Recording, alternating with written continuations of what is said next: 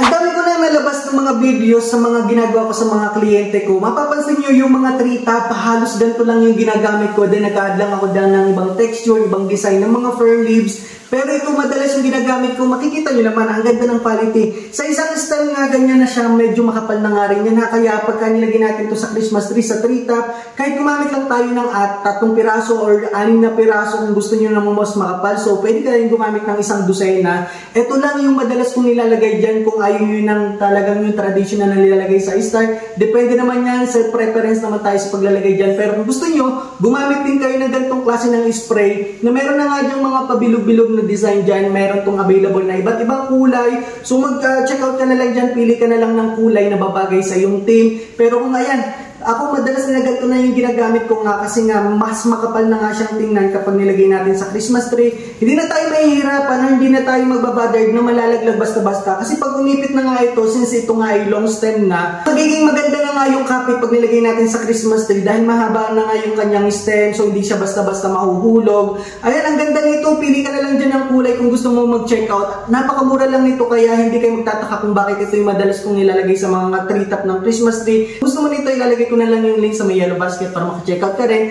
ng ganitong klase ng spray na perfect nga dyan sa iyong Christmas decoration.